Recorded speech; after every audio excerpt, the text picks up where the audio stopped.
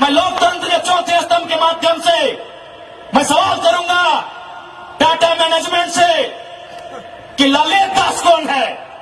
Who is Lalit Das?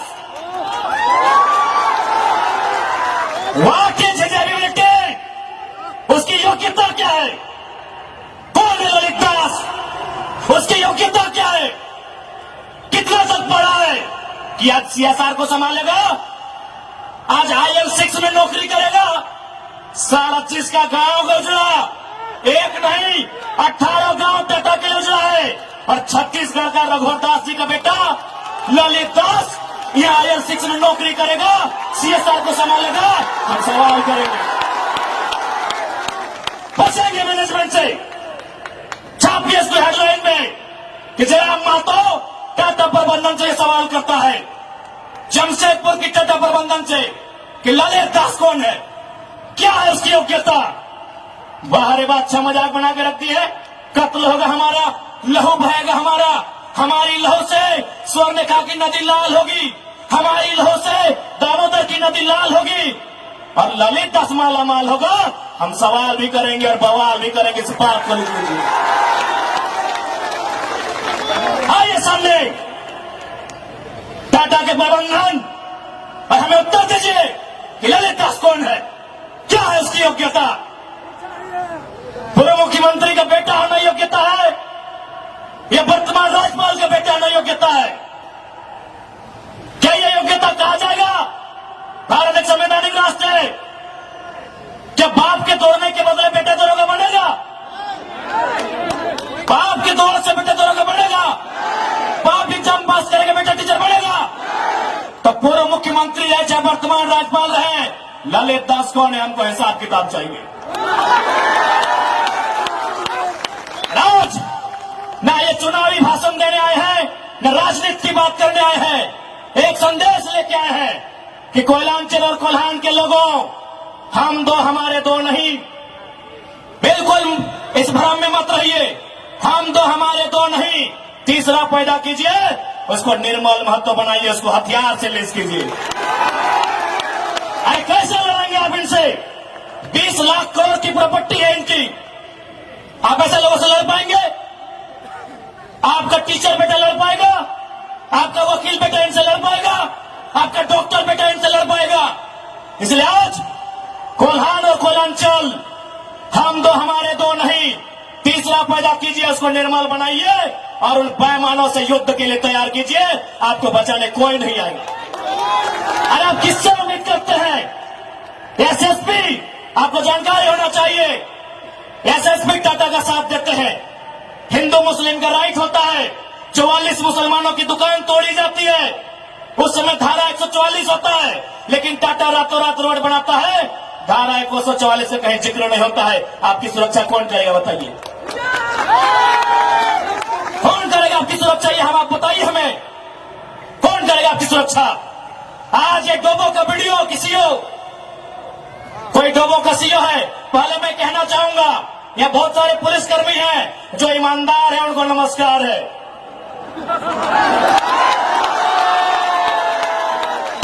IAS रहे चाहे IPS रहे, जो ईमानदार है उनको नमस्कार है।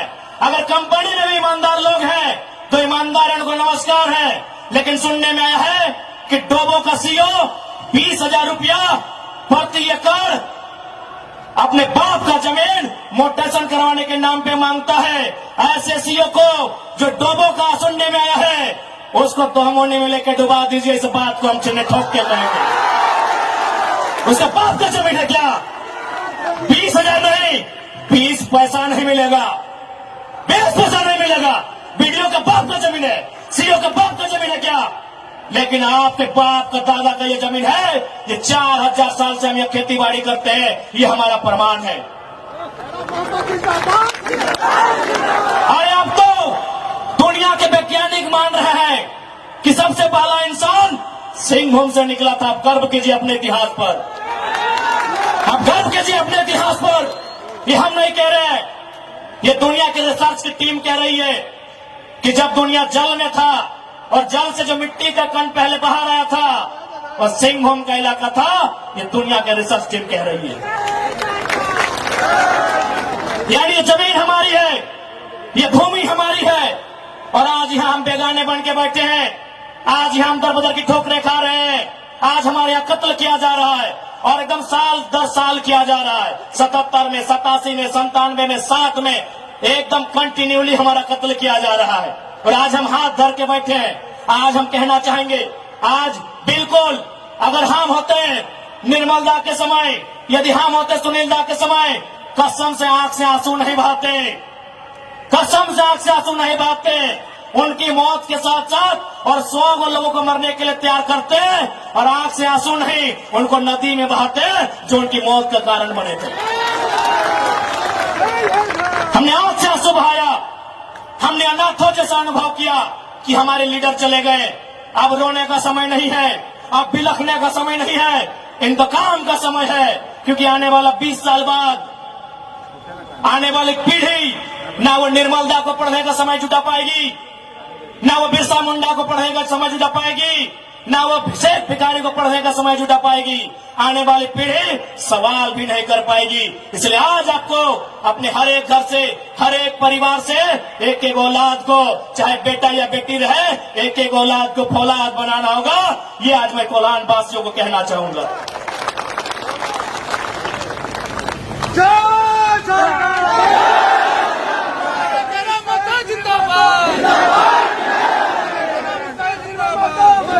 आज मैं एक सवाल करूंगा इस भीड़ से, मैं सवाल करूंगा एक टाटा नगरी बसे बड़ी बड़ी इमारतों में बैठे लोगों से कि जब 1907 में टाटा की स्थापना हुई थी, मालिक कौन था? टाटा का कोई होगा? 1907 में टाटा की स्थापना हुई थी, मालिक कौन था? Who was the founder? Who was the owner? Tata का कोई होगा? नौसेरे भाई टाटा या जो भी उनका नाम है। आज 115 साल बीत चुके हैं। आज टाटा का मालिक कौन है? आज भी टाटा का मालिक टाटा का वंशी है। 100 साल पहले टाटा ने पूंजी का इन्वेस्ट किया था, आज 100 साल बाद भी टाटा का मालिक टाटा का वंशज है। लेकिन एक सवाल होगा मेरा, 100 साल पहले जिन कुर्मियों ने, जिन संथालियों ने, जिन हो ने, जिन गोड़ाई ने, जिन धीवर ने, जिन अल्पसंख्यक ने टाटा में जमीन दिया था, आज उस परिवार के पास क्या नौकरी है? आज हम सवाल करेंगे। अरे आपने पूंजी लगाया, 100 साल बाद आप मालिक है, हमने भी पूंजी दिया है। पूंजी 2 प्रकार की होती है इंपॉर्टेंट, एक जमीन, दूसरा अर्थ। अर्थ आपका, मालिक आज आप है, जमीन हमारी, हम कहां ये सवाल करेंगे। ये कैसा देश है जो कहते हैं गांधी का देश है, ये किसानों का देश है? गांधी जी कहते थे कि किसानों की आत्मा बसती है गांवों में, तो आज कहां है गांव? आज कहां है किसान? केवल पूंजीवादी का हावी, आज चारों तरफ केवल कैपिटलिज्म के लोगों का दबदबा। ठीक है, हम विकास के विरोधी नहीं है। अरे हमने इंसान भी दिया है और जमीन दान भी दिया है। हमने इंसान के रूप में कभी बिरसा भगवान को दिया, कभी भागीरथ मांझी, कभी तिलका मांझी को दिया, तो कभी निर्मल महतो, तो कभी सुनील महतो जैसे शेर को हमने दिया।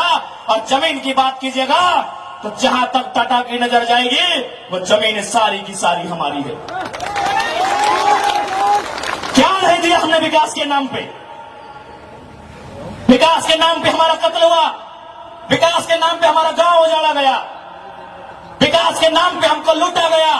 और आज अगर हम सवाल करेंगे तो आप हमें उग्रवादी जैसे शब्दों से नवाजेंगे। तो आज ये बात जान लीजिए, भले आज ये आपका समय है क्योंकि प्रधानमंत्री आपके हैं। सही बात है, किसानों के प्रधानमंत्री नहीं है। भले आप भावनाओं में वोट देते हैं, आज फिर किसान आंदोलन कर रहा है, किसान 700 मर चुके हैं। ये किसानों के प्रधानमंत्री नहीं है। अगर ये किसानों के प्रधानमंत्री होते तो एक रूल बनाते हैं। 1984 तक टाटा ने जो 15,000 एकड़ जमीन का अधिग्रहण किया है, उसमें मात्र 3,000 एकड़ में प्रोडक्शन का काम हुआ है। मात्र 3,000 एकड़ में कंपनी का एस्टेब्लिशमेंट किया गया है। यदि ये देश और ये वर्तमान के प्रधानमंत्री अगर किसानों के होते तो फरमान जारी करते कि बाकी जो आपके पास 12,000 एकड़ बचा है उसे पोल्ट्री फार्म खोलना है क्या? उसे पोल्ट्री फार्म खोलना है? जी नहीं, रियल एस्टेट को बेचना है। हमारी जमीनें टाटा डिसाइड करेंगे, रियल एस्टेट को बेचना है। इसलिए अगर सच में ये किसानों के प्रधानमंत्री होते तो एक नियम बनाते, और ये नियम है भी, बकायदा न्यायालय में चर्चा हो चुका है कि यदि किसी कंपनी ने जमीन लिया है और उस जमीन पे काम नहीं हुआ है तो रैयत को वापस लौटाना चाहिए। टाटा ने 15,000 एकड़ जमीन लिया है, मानते हैं 3,000 एकड़ पर इन्होंने काम किया है, चलिए 3,000 एकड़ एक्स्ट्रा, अभी भी 10,000 एकड़ जमीन है जो इनके कब्जे में है, वो यहाँ के रैयतों को वापस मिलना चाहिए। तब मानेंगे ये गांधी का देश है, तब मानेंगे किसानों का देश है। आप बोलेंगे हम मान लेंगे, भेजिए 10,000 एकड़ जमीन वापस, तब मानेंगे किसानों का देश है, तब मानेंगे महात्मा गांधी का देश है। आज और तमाम जितने भी आईएएस, आईपीएस, मिनिस्टर, आज अगर मैं साफ कहूंगा कि संविधान की जितनी हत्या उग्रवादी आतंकवादी करते हैं उससे कहीं ज्यादा वो आईएएस, आईपीएस और मिनिस्टर संविधान की हत्या करता है जो पूंजीपतियों का साथ देता है। क्यों पता है? पढ़े लिखे लोग, पुलिसकर्मी भाई आप भी सुनिएगा कि आपके एसपी संविधान की हत्या कैसे करते हैं। हाँ, पुलिस वाली दीदी आप भी सुनिएगा कि आपके डीसी संविधान की हत्या कब करते हैं। भारत के संविधान को खोलिए, भारत के संविधान में प्रियम्बल आता है। प्रियम्बल में क्या लिखा है पता है? हम भारत के लोग सामाजिक, राजनीतिक, आर्थिक न्याय की बात लिखा है। हम भारत के लोग धर्मनिरपेक्ष समाजवाद का नाम लिखा है, समाजवाद, पूंजीवाद नहीं लिखा है, कहीं नहीं लिखा है। भारत के संविधान में समाजवाद लिखा है। हम भारत के लोग धर्मनिरपेक्ष समाजवाद भारत की निर्माण करेंगे। आज ये जो भी आईएएस, आईपीएस अगर पूंजीवाद का पक्ष लेते हैं, नक्सली से भी बड़ा नक्सली वो आईएएस, आईपीएस होते हैं। हाँ, हम सीधा ठोक के कहेंगे।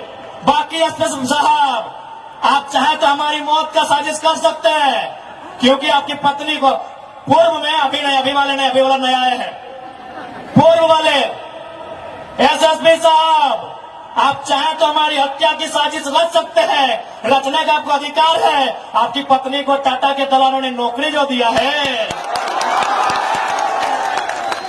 और ये कोई नई बात नहीं है।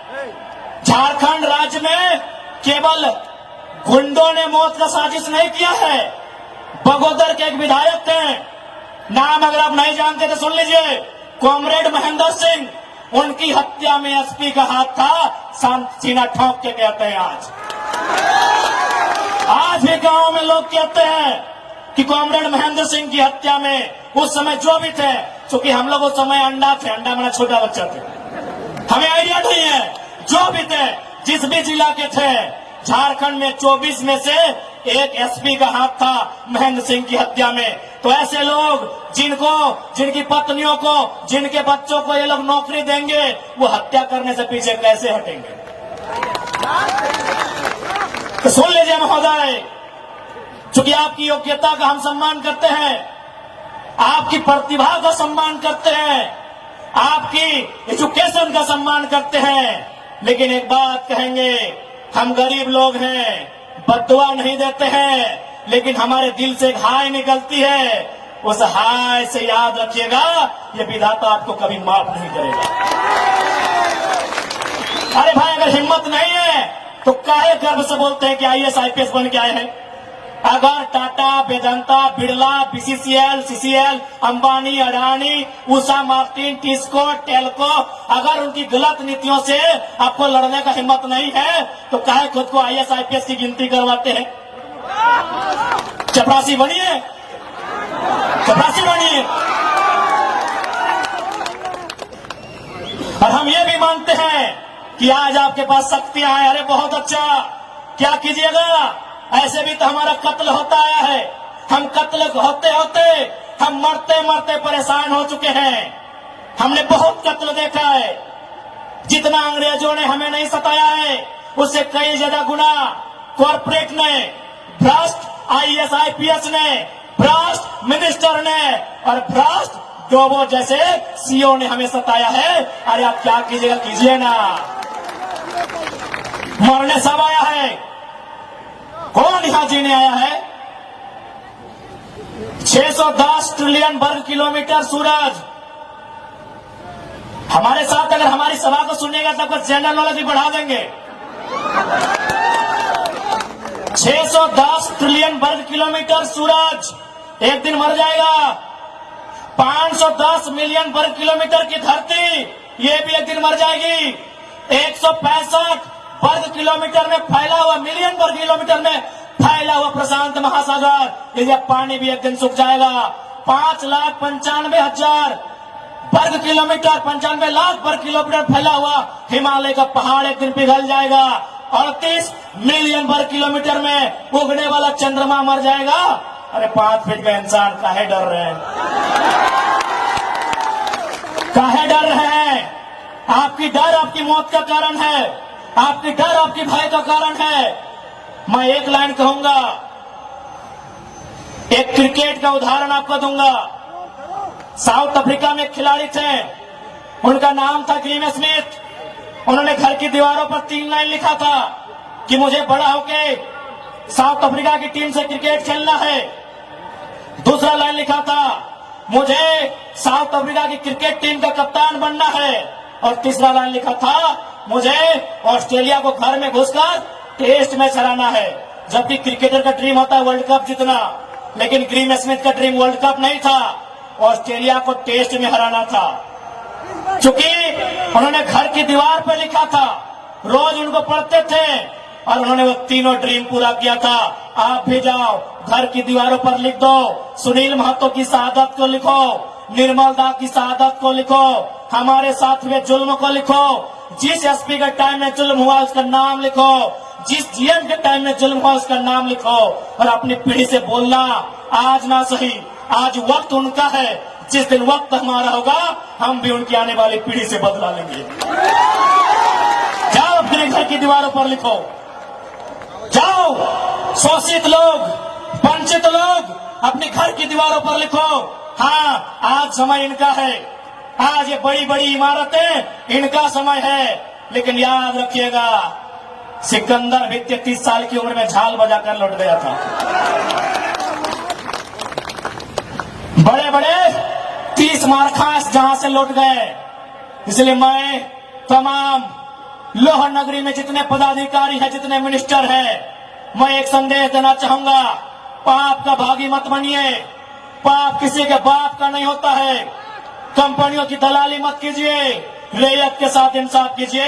ये मैं तमाम प्रशासनिक लोगों से निवेदन करना चाहूंगा।